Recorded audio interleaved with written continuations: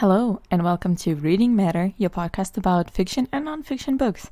So today is finally the day when I'm welcoming my first guest on this podcast with an interview. This episode is going to be a bit longer than the ones you're used to. It's not really bite-sized. And actually, this interview has already been published in a different podcast that I'm doing with my friends. I'm going to leave the link in the description. You can check it out and listen to other longer episodes we have there. But for this episode, welcome my guest Faye from FayesParallelStories. She has a YouTube channel and an Instagram blog where she is sharing her reading experiences. And in this interview, we're talking about book marathons. So tune in.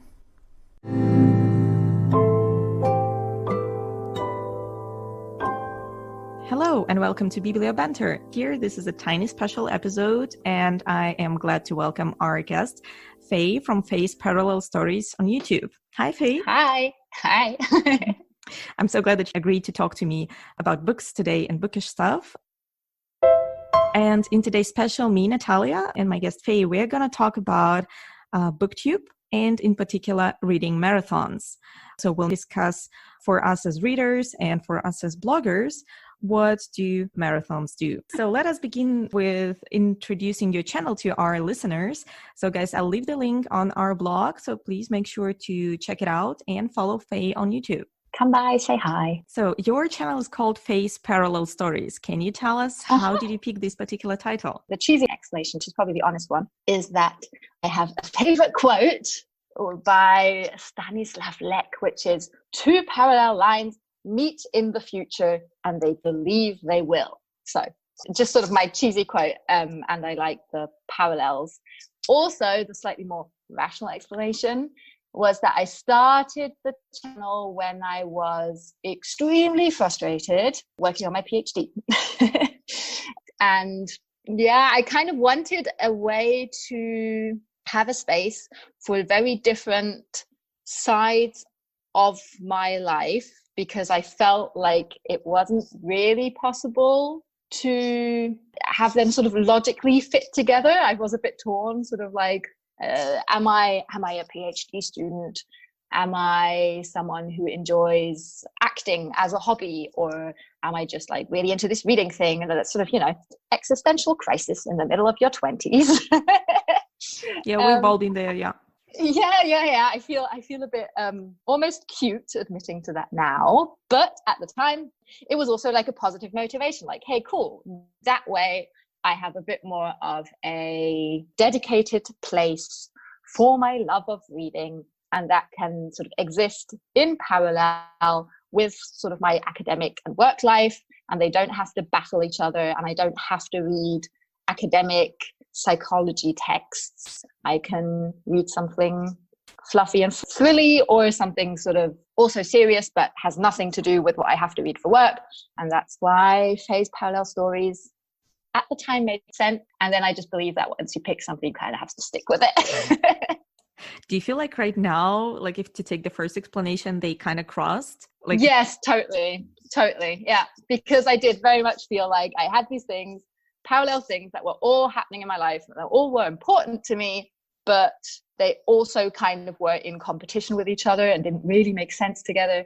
And now they do. Or I just accepted that there were like different things that are allowed to exist next to each other. A very interesting thing that you mentioned this, because I have just read a post by some other bookstagrammer who is doing her master's in literary studies, and she actually also struggles to kind of bring together her blog on Instagram as this kind of like popular culture kind of blog, while also studying properly like literary theory. Yeah.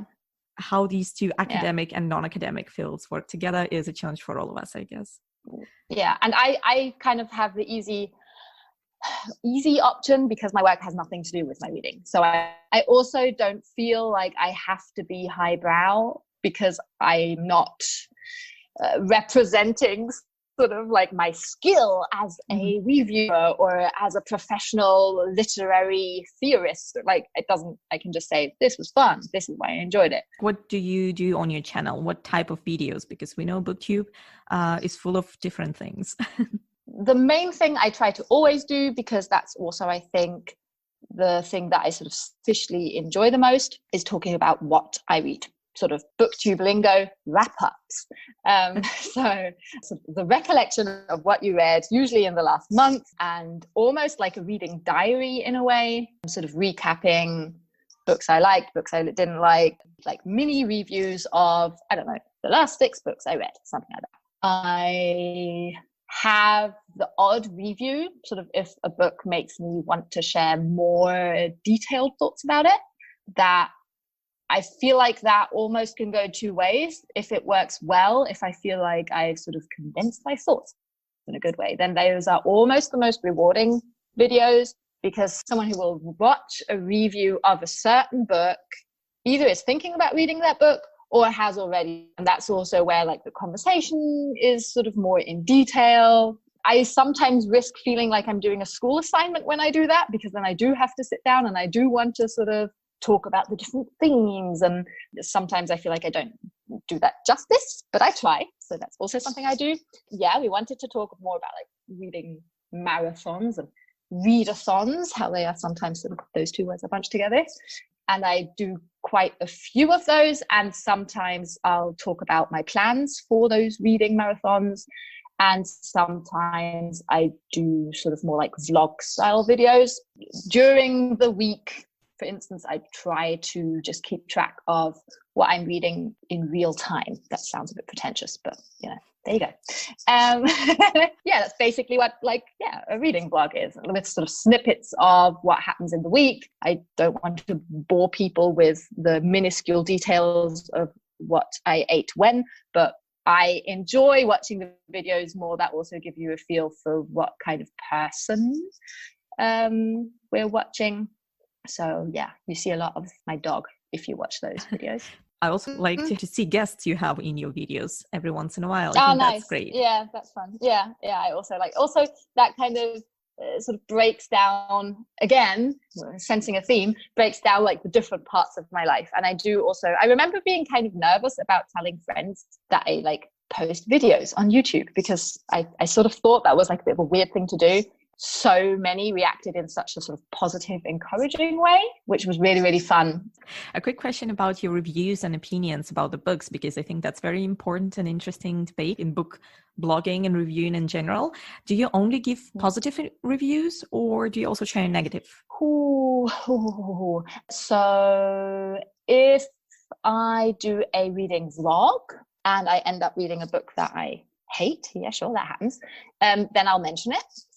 I think it's bad taste more than anything, or rude, to have a dedicated video where I sort of slander a book. I haven't done that. I must admit, I think I'm pretty sure I've not been quite so high and mighty, and I have done sort of an end of the year video talking about books I liked the least this year. I think I've done that. Yeah, I gotta admit. So you have mentioned also readathons or reading challenges, reading marathons. They go by many names. Let us try to define what is actually a reading marathon for those of our listeners who are not native to Bookstagram or Booktube. How would I define it? I think there always has to be a defined time span in which you read. So before we called, I sort of tried to think of like what kind of readathons have I taken part in, and there are super different, like varied ones. So like what I can think of, which maybe illustrates time span. There's a 24-hour readathon concept where you read as much as you can in 24 hours, which reminds me the most of, this is going like on a super tangent, but I am a huge Gilmore Girls fan, and they do like a dance-a-thon, where they have to like dance until they drop for 24 hours. So that's kind of the same with the readathon. Ooh, nice. Yeah.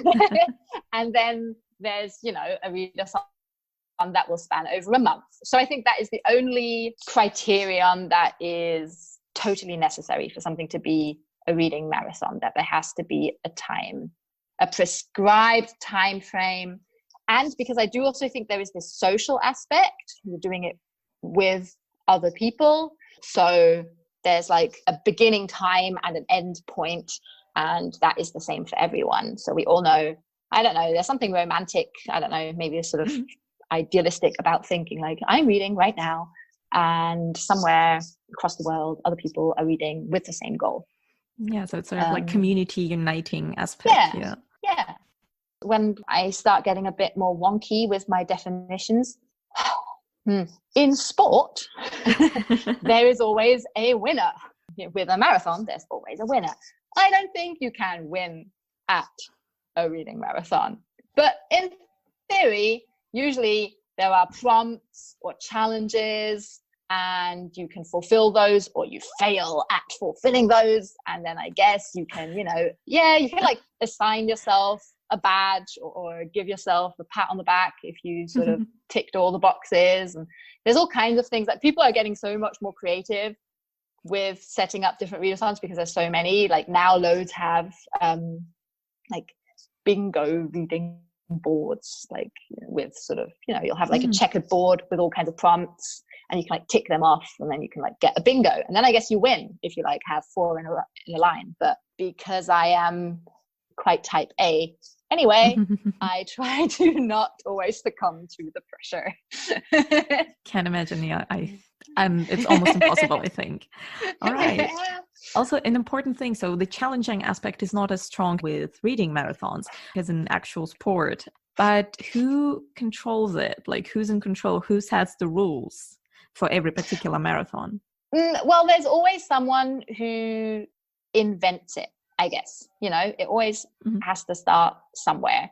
I guess I could just sit by myself and come up with, I guess I could make a list of books I wanted to read and set myself the goal that I have to read those in the next 2 weeks. But I wouldn't count that as a readathon because I'm doing it by myself. And usually it's 1 or 2 people, a bookstagrammer, a booktuber, a blogger. I don't know what was the original readathon, but I feel like the blogging world is the oldest somehow.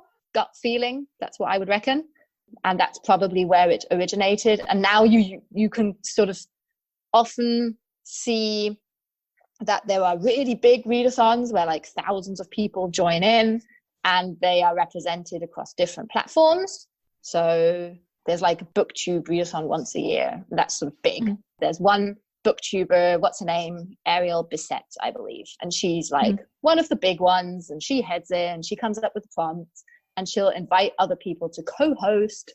And then she usually has like someone on Instagram who is like bigger on Instagram or uses it more or enjoys it more. I don't know her. I don't know what her criterion is. And then there are like quite often unique aspects and prompts or like photo challenges on Instagram that are different to the YouTube experience. Definitely, absolutely. So there is like actually a person who comes up with these prompts and the time frame. Sometimes they just want to celebrate their favorite genre, and everyone reads from that genre.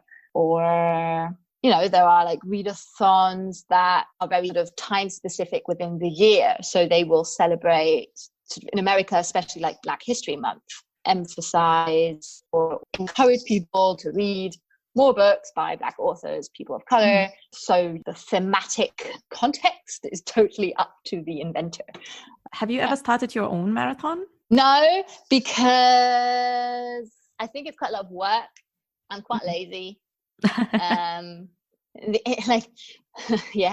I also, and I think maybe that's not the quite so self-deprecating reason, I do really like trying to fulfill challenges that someone else has come up with. And I don't know how I would do that for myself, because if I come up with challenges myself, then I'm already biased towards what I like to read. True. Yeah. I like being forced to read things. I either like being forced to read things that I usually wouldn't pick up, because you can really sort of retreat into your bubble and only read what you like reading anyway. I like doing that. I also like bending the rules as far as I can and trying to come up with reasons why these 4 books that I just bought coincidentally fulfill these 20 prompts that someone else has come up with. Yeah, absolutely. And I believe the last one you've posted on your channel was also a wrap-up marathon video. Yeah. The last one I did was the Springathon, which probably ranks as one of my more favored ones. Ooh. Because I totally go by what I think sounds good. So I don't, that's really the main thing that I pay attention to if I decide if I'm going to do a reading marathon. And the Springathon had a few prompts, which I don't remember because they were quite loose and there weren't that many. The very main overarching one was that we were all asked or inquired or told, depending on how strict you want to be about to read books with nature writing. The two women who were sort of the hosts, they put an emphasis on non-fiction nature writing. That's the ideal reading marathon because, chances are high that I'm going to like it and it's going to push me to read something that I generally don't pick up. So, yeah. And I have quite a few unread books on my shelf. And also, usually I am able to fit those into the different prompts. I believe the prompts were something along the line, with, something with the bird on the cover, something to do with water. Always sort of words, nature words in some sense that were motivating us to pick books. What was the most challenging marathon so far? Like the hardest to go through for you? I think I try to sometimes, just because for the sole reason that I think the community around that readathon is so likable and the people involved are so clever and I really like their thoughts on the books that they read, that I kind of want to be a part of that.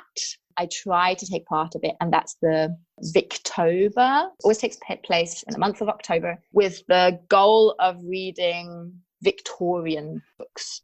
And that's sort of the most challenging to me because that's then when I think, maybe I should have a degree in literary studies because it's not my comfort area. I haven't read a lot of other books from that time frame, so I don't feel like I sort of naturally have the language or like a reference point to sort of judge the books. I'm not a huge history buff, so quite often I find myself not really knowing, okay, is this like actually a social commentary right now, or is that just down to the author's personal experience? So I have to stretch my reading habits, but for that reason I also like it. And then maybe depends what you mean with difficult, really, or challenging, because the 24-hour reading one is, physically challenging. Sometimes you get tired. I'm still curious about the people who do the 48-hour marathons, because I have seen a couple of those running around on YouTube or on Instagram, some even TikTok about it. But technically what I saw was those really long sped up videos, people actually reading for 48 hours straight. Also while walking, like they just get a lot of food and sit in their room and read until they finish like 4 books or something. So I'm still curious about how you do that. I'm literally not able to do that. I'm also not able to be awake for 48 hours, even doing more stimulating things than reading. So no chance. I also have never read for 24 hours, like on end. Like I can't do that. I'm going against my rules, not strictly a readathon because it wasn't a group-based thing, but 2 people can be a group, right? I did a challenge with my boyfriend.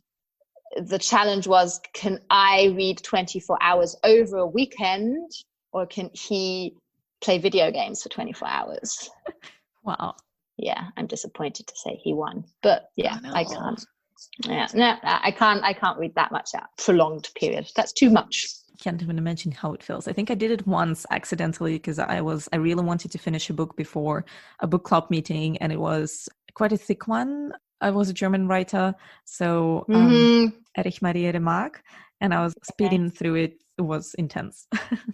I don't think it was a great experience. But I guess there was even more of a motivation to finish it with that. Yeah, absolutely. So speaking about dividing the marathons or reading periods into parts, for me, this is actually a bit of a disadvantage, not the dividing, but the fact that there are time constraints in the reading marathon. This is basically my only, not point of critique, but my only problem with readathons, that I find it hard to adjust my normal routine to 24-hour period, let's say, or a month of reading or 2 weeks of reading particular novels. So I was just thinking, am I the only one out there? No, not at all. It related to that, the thing that bugs me the most is that I'm never able to wrap up all the books I have on the go, because I'm notoriously bad anyway and read multiple books at once. I never manage to start, first hour of a readathon with a clean slate and, open up my first book and that's what I'm reading. I never managed to do that. So then I always have the choice. Do I ignore the books that I had on the go and start all these books that I'm planning to read for the readathon? Or do I mix and match?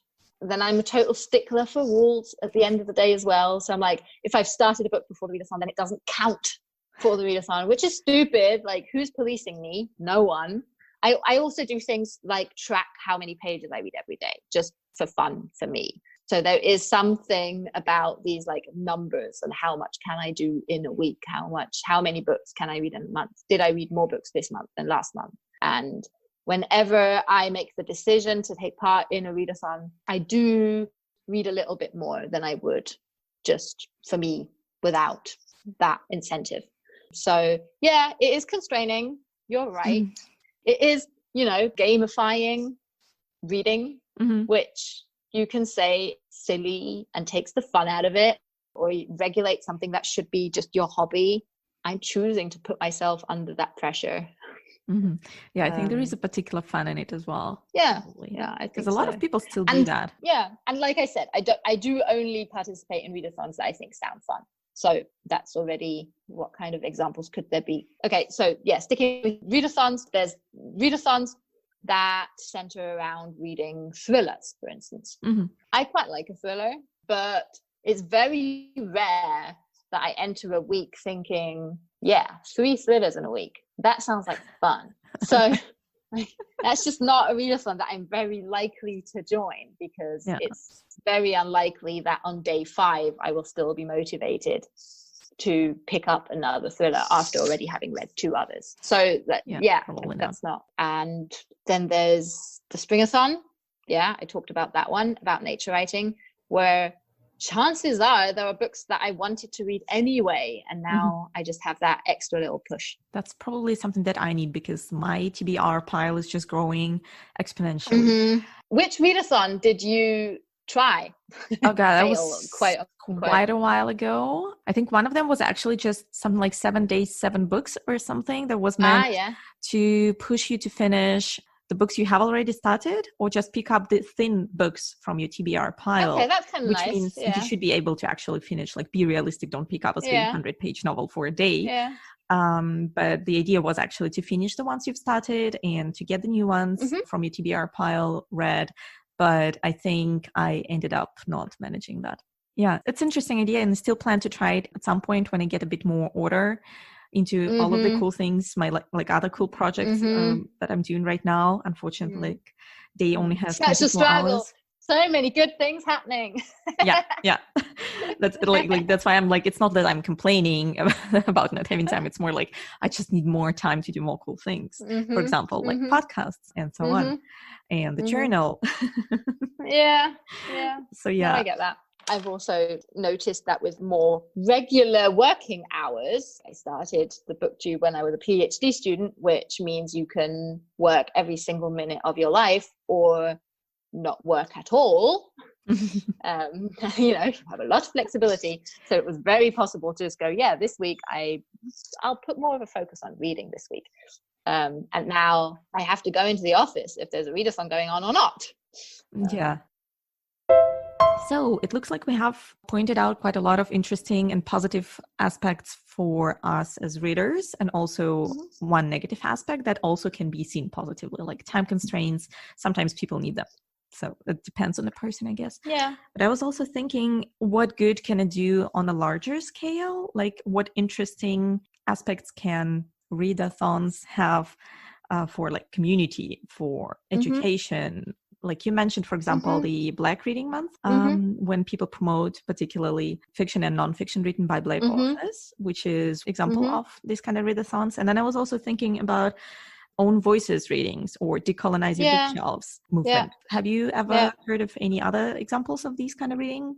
A lot of readathons have prompts along those lines. So even if they're not sort of dedicated to a cause, they still try to put it in there. I think there's like a queer lit readathon as well. Probably because it's a Pride Month. So we are recording this episode still in the Pride Month. It's going to come out a bit later.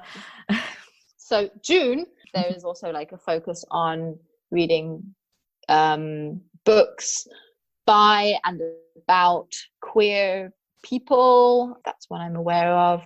There's one readathon that I've joined in, which is called the Femme Fatale, which has the goal of reading fantasy books by female authors. So that sounds really niche, but if you sort of look at the sort of publishing tradition in fantasy books, there's, a lot of white men.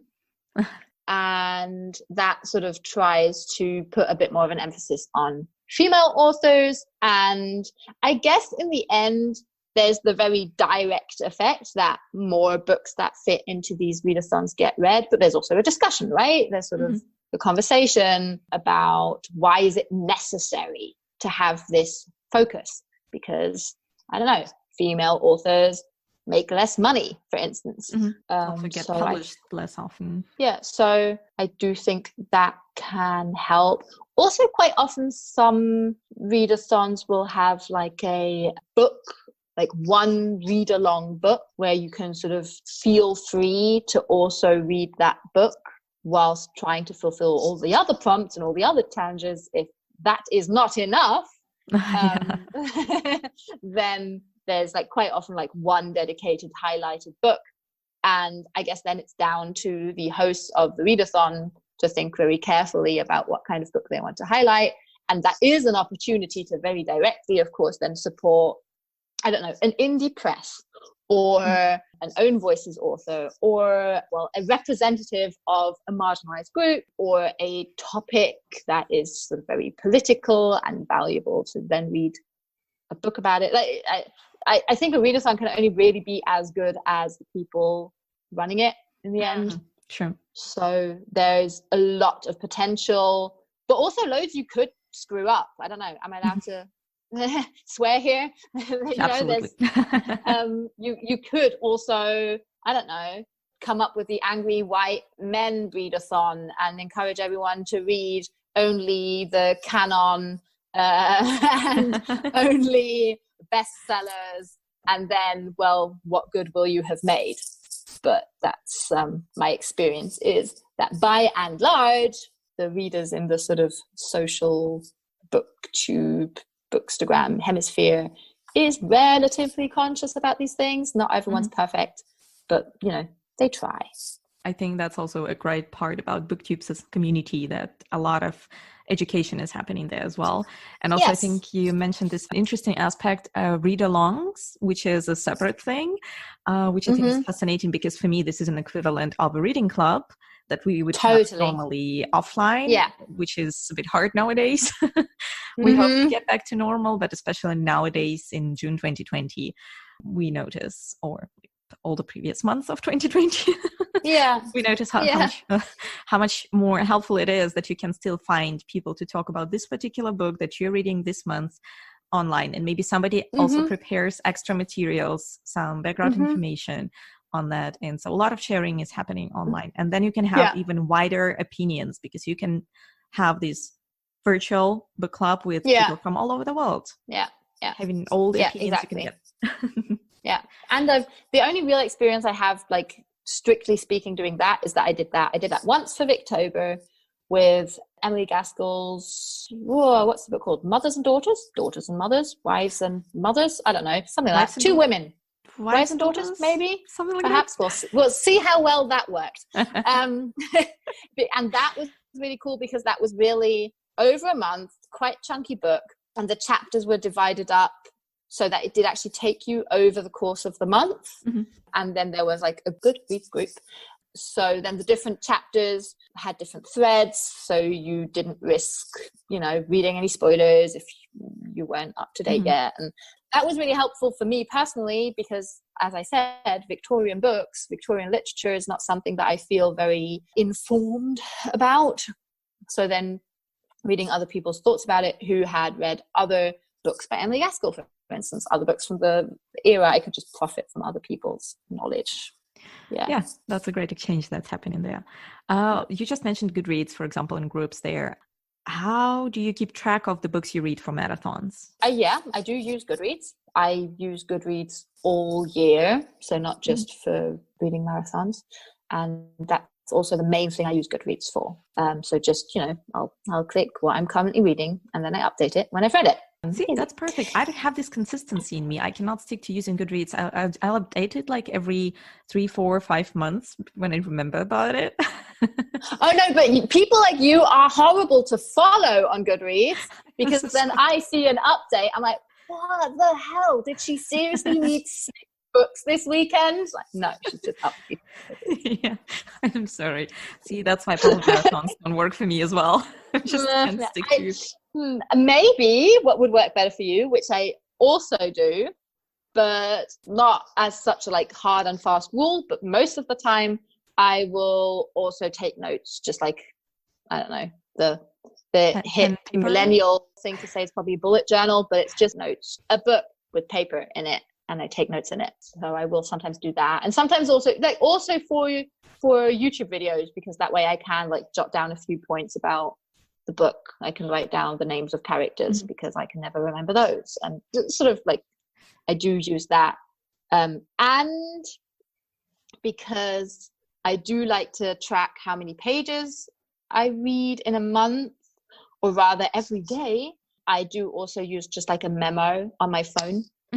Very, very, very simple. Just sort of at the end of the day, I'll write down like what page I got to, something like that. Because I don't always carry my book around with me, but I will never be found without my phone. Yeah, this is, I think that's our generational thing. I just actually hit the other day, I didn't know that it can happen to the notes in the phone, that a note was too long. So apparently I hit some sort of like size barrier there.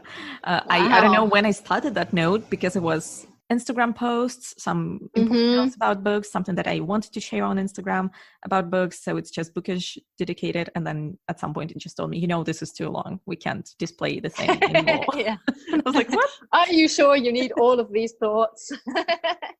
Yeah, so I never knew that they have limit.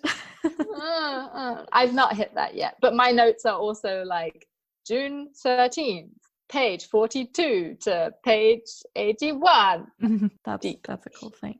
So speaking of June, today we're recording this episode on the 15th of June, 2020, and it's been a rocky year so far for a lot of people. And I have a question for you, as you read a lot. What so far has been the most important or the most interesting read you've had, like the best book of 2020 so far? Wow. Okay. So I, at the top of my head, can't recommend a book published this year, because I'm not going to bookshops, am I? New releases aren't really happening right now. But I just read, probably very present in my memory because it was part of the whole nature writing thing, I just read Lab Girl by author Hope Jahren. And she is a botanist. Is that what you call it? Paleobiologist. And a professor. She writes about her, life, essentially, but especially with a focus on her career and her love for plants, which sounds, cute, but it really isn't. It's much more. It's sort of about friendship and women in academia and topics that I care about those very, are the very topics, much. So that was non-fiction, which I don't have the numbers, but I feel like the minority of what I read is non-fiction, maybe like 20% of the books I read. But when I read them, they quite often make quite an impact with me. So that was really a biggie for me. And what other books could I recommend that have been really, really important to me? I think I've purposefully stayed away from anything dystopian this year. Too much of it outside anyway. Yeah, it's just a bit too close to home. Maybe something that was pleasant and distracting this year, like for you personally.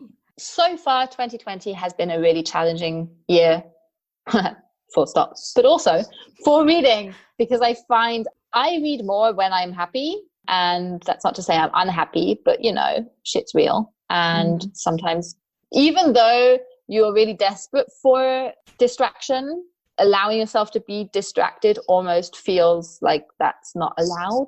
Right now. Yeah, like it's a luxury. So have. I've read like a lot of sort of contemporary romance books, which I just tend to not really recommend. Like, if I'm really honest, even though I enjoy them loads, like I also don't recommend everyone go out there and watch When Harry Met Sally, because even though I enjoy that loads, I'm not sure whether that's the most valuable thing you can go out and watch. That's a good one though. Yeah, I also that was the first one, and now I'm regretting it. I'm like, actually, go watch When Harry Met Sally. It's so much fun. Yes, absolutely. Oh yeah, maybe one of the fiction books that I read this year that I just thought was great, a book I would really recommend to everyone, and it's not distracting at all, is When I Hit You by Meena Kandasamy, and it's essentially a woman recollecting her experience of domestic abuse.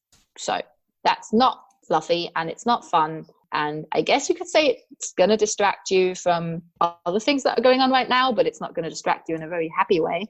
And that was just excellent in the whole style and setup of the book.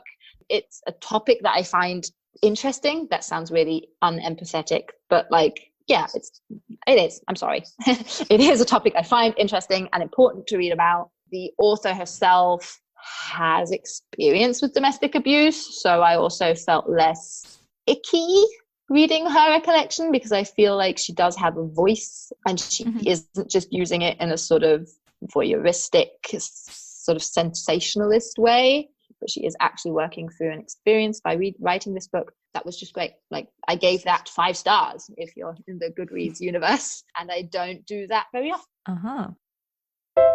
Thank you very much for sharing all this precious information with us. I'm really glad to discuss book or reading marathons. Is just a tiny portion of what's going on, of all the interesting things that are happening on YouTube. So please make sure to visit Faye's channel, leave comments and likes in there. I will also link your Goodreads account on our blog post so that everybody could come by and see what other things you recommend. Thank you so much for your recommendations, and I hope this is not the last time we talk about books and stuff. Books and stuff. I like that. Stuff, yeah. This should be the title of the podcast, actually. Not banter. Books and stuff. Thank you so much, and see you next time. Thanks for having me. Bye-bye.